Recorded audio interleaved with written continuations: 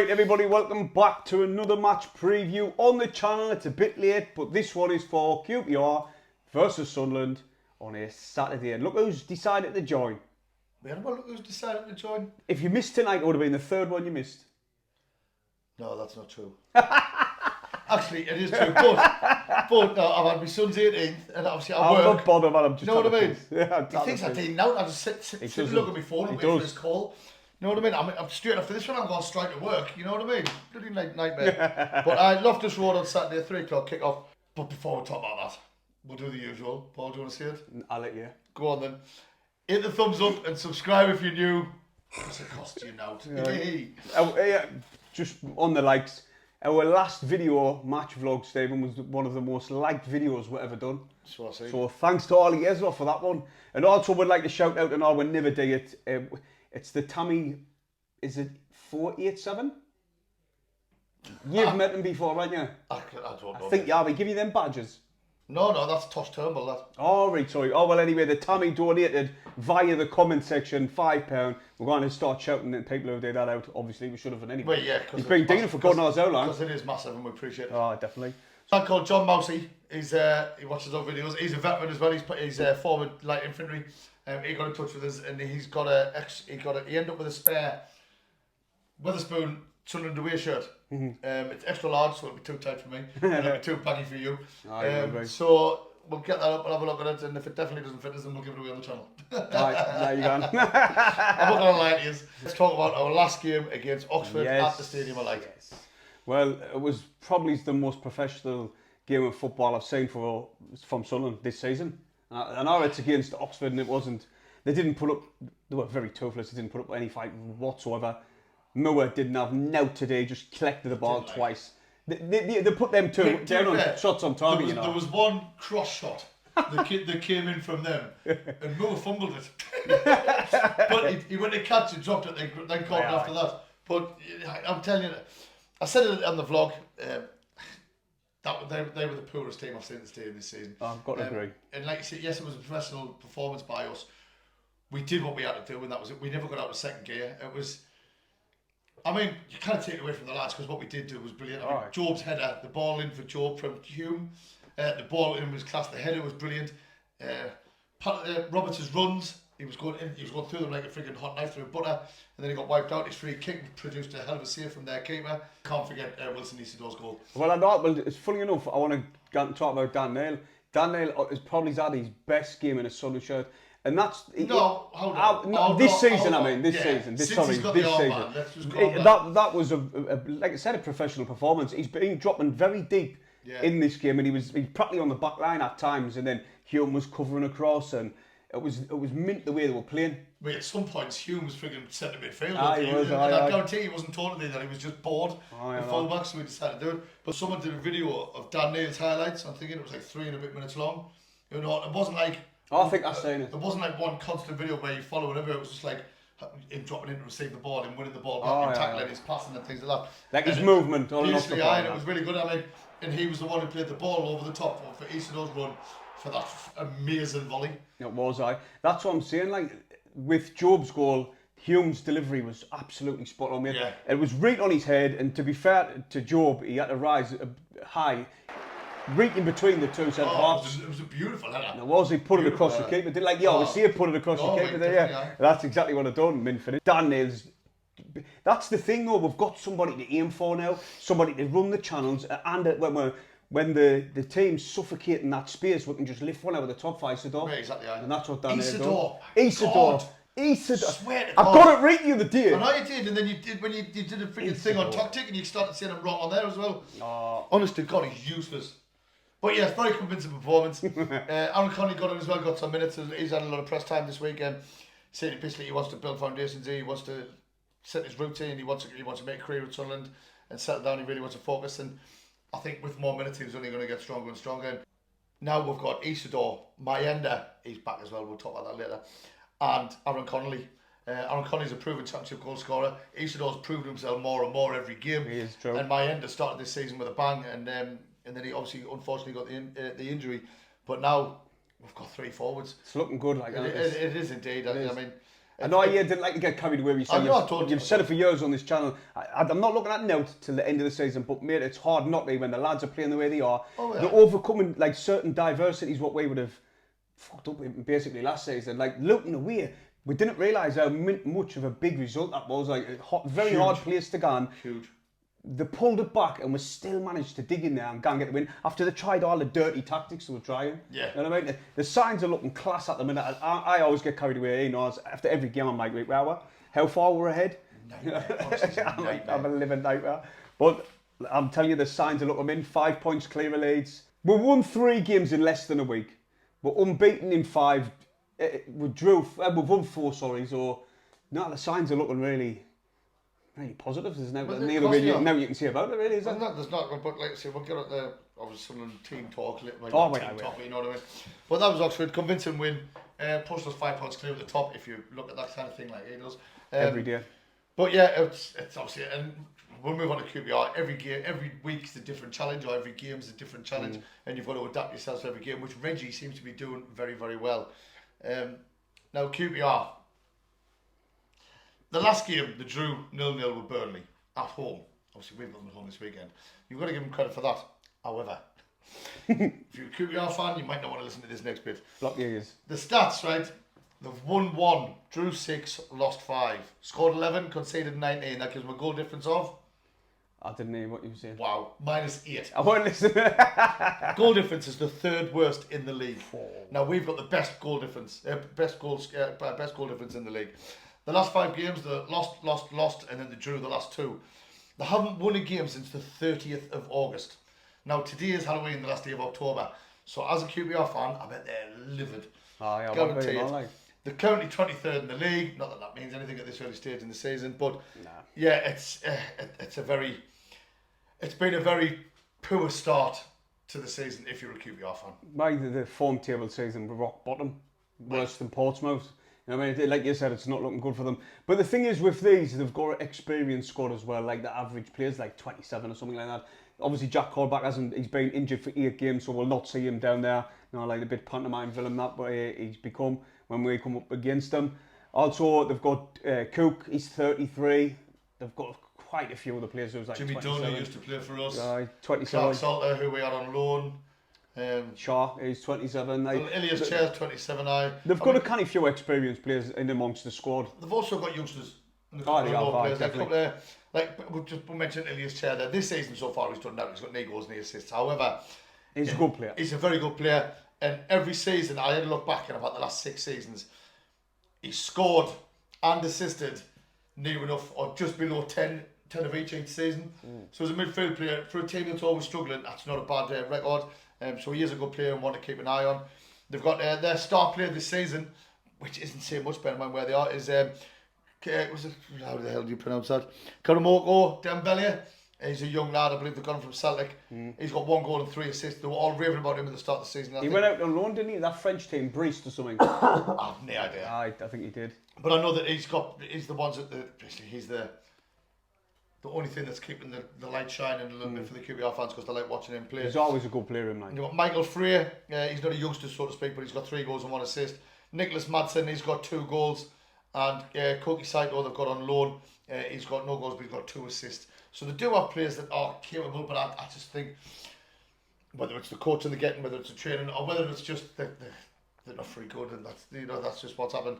But like I said, the start of this season has been very, very poor, which doesn't bode well for us. I always say this. I always say they haven't won a game in 2 months. And what we always say, if you haven't won a game in a long time, you want to play against Sunderland. Well, actually, mate, come to say that under Reggie Lebrisse, I think the tide's starting to just turn a little because a lot of people, I've had them on the channel, and all of you who watch our videos, we're saying the same thing. Like, if you want to break your duck, come play Sunderland. We said the same, and I think it was just before we went in. Yeah. And they got proved wrong, didn't we, against Oxford? Oh, definitely. Same with Luton. We were worried about Luton, got proved wrong again. Now, every game is different, and they all bring up different tasks and different problems. And but I think Reggie's managing to find every piece to the jigsaw up to now. Did you know which one? You said young players. They've got a 17-year-old as well, Australian lad. I can't remember his name. Yeah, we have. But I didn't write his name down. Oh, sorry. He's a very young lad. I wasn't going to write every bloody down. Oh, well, yeah. I'll be honest with you, I only mentioned this many because if there's any QPR fans watching, they think, oh yeah, we've got some decent players. But, you know what I mean, the start they've had is that they've got a couple of people there that you'll know the name of. But do not worry, QPR fans. Not how you start, it's how you finish. Exactly. Look at Birmingham last season. They were in the playoffs. I predicted them to get relegated as well. So oh, my God, he's still gone on about that. It's the end of October, man. Oh, who did you get predicted going down again? Was it QPR? Rotherham. And who else? Rotherham. I did say... No, actually, if you watch the video back, I did predict QPR to go down. But I also said I predict QPR to go down if they keep Ainsworth. Ah, true. We both said something straight away, didn't we? Yeah, immediately. It stayed up. But now, like I say, you're just struggling. I hope that your struggles continue at the weekend. Oh, well, obviously that's obvious, isn't it? In the nicest way possible. Where But anyway, I suppose we'll move on to Sunderland. Right. Big Reggie had his press conference earlier on today. They don't have waffle some crop. Oh, and then things. But the main things I took out of it is Pato is still injured. So Miller will be in goal again tomorrow. Mayenda's back. He's available for the weekend. Ballard's back in full training from tomorrow with the squad, so he'll not be available at the weekend. And Reggie, one thing I liked, he kind of, obviously he gets asked stupid questions all the time. And basically he was saying, not about getting complacent. Mm-hmm. He went, getting complacent is what killed you. He says every game's different. You've got to approach every game differently. He says we need to adapt all the time. He says, and getting complacent is not good. That's where mistakes happen and that's where you go wrong. Sounds like he watches us. And I couldn't agree more. I'm loving him every minute of since he's came into now. Like even the Harden speaking out crew, they've got to be sort of turning the tides a little and getting on board with this positivity. What we're all on. There's Sunderland fans at the minute. You hear it on the radio every night, man. And like I say, we've had our whinges. Every Sunderland fans had the whinges, some more than others, by the way. And you know who you are. But at the minute, I know it's still only early days. We're 14 games into the season, 13 games into the season. Like 12 league games. We're 12, whatever. Get it right. We've still got. Does that mean we're a quarter of the way through the season? Yes, it does. You're right. Just over a quarter of the way through the season. So there's still a long way to go. Big Reggie reckons you need 90 points, 30 wins. Now his maths is obviously better than Paul's because 30 wins is 90 points. You know what I mean? But that's what Reggie's focusing on. He says his focus is getting 90 points. He says that'll get you promoted. But that's a good aim, like, isn't it? Of course it's a good aim. Mate, we've scored in literally every single game. Of course we have. In the league up to now. And I cannot see this weekend being any different. I can see goals coming this weekend. Hopefully most of them, all of them are from us. But, to be honest, mate, we're not really blowing teams away. We're only winning like 2-0, 2-1. The way it seems to me, and like you've touched on it, and we both have. Every game we're treating differently. Aye. So basically, Reggie must be watching religiously, like however many games he can of the team that we're coming up against, and then he comes up with a different plan for every game. I agree with that. Now, there's a lot of things that obviously certain players are doing the same, because obviously you'll change the way you approach a game, but you're not going to tell a player to change the way he plays. No. You know what I mean? No. And like I say, QPR they've got a good result for them at the weekend. They drew with Burnley, and now they've got another tough game on Saturday, and I dare say they won't be looking forward to it. No. Well, the thing is, when you were talking about Reggie, his system and the players he likes, we've seen very little rotation in all them games. And I honestly, mate, come Saturday, I don't think he's going to do much again. I think it's going to be probably the same 11. Oh, yeah. I can't say much changing. I've stopped hearing that now. Because I think there is going to come a point in the season where rotation is going to have to be key, and I think the midfielders will get to see, like you say, we've got Job, Neil, Rigg, Brown, Alexic, Samed, when they're both fit or when they both get involved. We've got midfielders. They're a dream for a manager. Abundance of midfielders. You know what I mean? So does that say El Shish probably leave in January? He hasn't got a single minute of football yet this season. And now there's Bar. He did. he came on against Sheffield Wednesday. Well, that was the game I missed, so I apologise. I was away playing for Sunderland. You were away. Well, that's the only time he's had it. Yeah. Now, if you remember, he used to manage him before, and he got rid of him. So I wonder if he either doesn't suit the system, the way we play, because he's sort of like a free role. Or he knows something we didn't. I mean, or he just doesn't like to play. I mean, last season, we liked Al-Sheesh. He came on, he did things different. We know, I believe he is capable of good things, and especially under the right manager, the right coach. You never know, hope he might get involved. I thought he would say get the best out of him. Only time will tell, you know what I mean? See what happens, aye. But the lads are flying. Aye. The key is consistency. And when I say that, I don't mean like playing the same every week, being consistent. I mean consistency in the way we're approaching every game. Right, we're treating everyone different. Like the way we played against Luton is massively different to the way we played against Oxford. But we still got the same end result of 3 points. 3 points, which is in the middle. And one thing I'm going to say, right? What? Before we move on to our score predictions, it doesn't get said enough. This doesn't get said enough, and it's the main reason we go. It's the main reason people play, especially while it's good. Enjoy the fuck out. Just enjoy it. Enjoy going to the stadium. Enjoy watching the lads. Enjoy watching the match in the pub or on the thing. Or if you're lucky enough to get to the away games, enjoy watching it there. Enjoy it. And that's what it's all about. Especially while it's good. Yeah, exactly. You know what I mean? While we want this... If you've got to suffer through the bad times, make sure you fucking enjoy the good times. Especially when we're on this high of winning and managing to come through games where you think, oh, we're going to drop points here. And then we did it, like the Luton one. You know, just enjoy it all, like you said. I agree with you. But another thing, who was your man of the match against Oxford? It was hard for me. I was to and thrown. It was either Job or Dan Neil for me, because I just could not for the life of us pick. But he's been one of the most dominant midfielders in the Championship. I'm gonna have to not say that, because I had quite a few tipples on Saturday. Why? I was thinking, still top myself on Friday night, didn't I? Can you not remember the match like at the time? I remember the match, but I can't remember who I picked for man of the match. Did you not watch the highlights on out after, like? Well, anyway, I picked Job. Mate, do you know what he done really well? He used his physicality in defence really well. His vision for a forward pass is up there with the best in the league.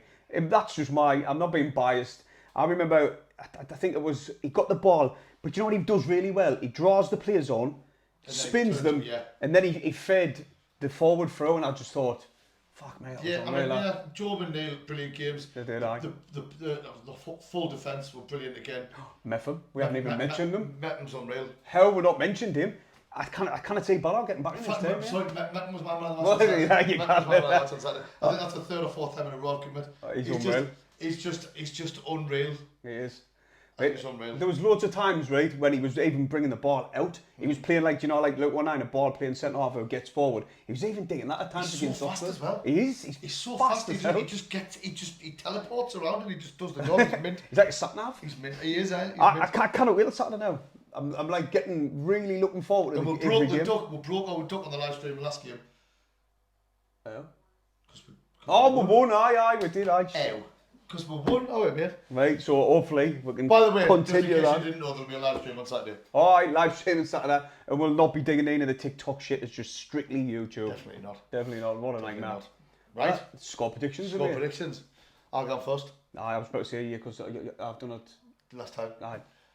Score predictions for me. The QPR had a decent result last week. I stopped Burnley from scoring. I mean, they couldn't score themselves out. They got a point. Drew against second in the league. But now they've got Sunderland. They're going to be going all guns out. Technically, they've got nothing to lose. We're playing with confidence. Like I said before, we're flying. I think it's going to be a nice close game, but I think it's going to be QPR 0, Sunderland 5. Get on, Steve!